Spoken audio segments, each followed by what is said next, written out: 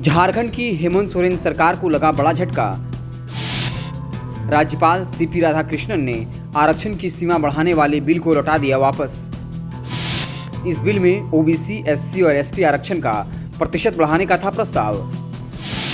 इससे पहले पूर्व राज्यपाल रमेश बैस भी एक बिल सरकार को वापस लौटा चुके हैं। झारखंड के राज्यपाल सीपी राधाकृष्णन ने राज्य में ओबीसी, एससी, एसटी आरक्षण का प्रतिशत बढ़ाने से संबंधित बिल राज्य सरकार को वापस लौटा दिया।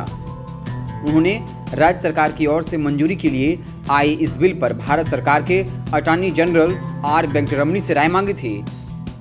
अटॉर्नी जनरल ने अपने मंतव्य में आरक्षण बढ़ाने के प्रस्ताव को सुप्रीम कोर्ट के आदेशों और कई अन्य न्यायाधीशों के विपरीत बताया। राज्यपाल ने इसी आधार पर सरकार को बिल वापस करते हुए उसकी समीक्षा करने का निर्देश दिया। राज्यपाल की ओर से बिल लौटाए जाने के बाद झारखंड की हेमंत सोरेन सरकार को दूसरा बड़ा झटका लगा है। इससे पहले एक और विधेयक को पूर्व राज्यपाल रमेश बैस ने लौटा दिया था। राज्यपाल ने आरक्षण की सीमा बढ़ाने वाला बिल लौटाया। हेमंत सोरेन ने बीते वर्ष 11 नवंबर को विधानसभा का एक दिवसीय विशेष सत्र बुलाकर आरक्षण प्रतिशत बढ़ाने के अलावा राज्य में 1932 के खाद्यान्न पर आधारित डोमिसाइल पॉलिसी से जुड़े 2 विधेयक एक साथ पारित कराया था। सरकार ने इन दोनों विधेयकों को ऐतिहासिक फैसला बताया था। ये दोनों विधेयक राज्यपाल के अनुमोदन के लिए भेजे गए थे। इसके साथ ही सरकार ने दोनों विधेयकों को राष्ट्रपति को भेजने का प्रस्ताव विधानसभा से पारित किया था ताकि दोनों विधेयकों को संविधान की 9वीं अनुसूची में शामिल किया जा सके। राज्यपाल ने एक एक करके दोनों विधेयक सरकार को लौटा दिए।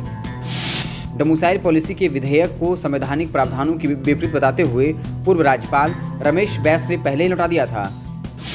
अब विशेष सत्र में पारित दूसरे विधेयक को भी राज्यपाल द्वारा लौटा दिया जाना राज्य सरकार के लिए बड़ा झटका माना जा रहा है। सनद रहे राज्य सरकार द्वारा पारित कराए गए झारखंड में पदों एवं सेवाओं की रिक्तियों में आरक्षण संशोधन विधेयक 2020 में पिछड़ा वर्ग यानी ओबीसी को मिलने वाले आरक्षण को 14% से बढ़ाकर 27% करने का प्रस्ताव था। इसी तरह अनुसूचित जाति को मिलने वाला आरक्षण 10% से बढ़ाकर 12% और अनुसूचित जनजाति का आरक्षण 26 से बढ़ाकर 28% करने का प्रावधान किया गया था। यह बिल मंजूर होने की सूरत में कुल मिलाकर राज्य में आरक्षण का प्रतिशत 50 से बढ़कर 67% हो जाता है।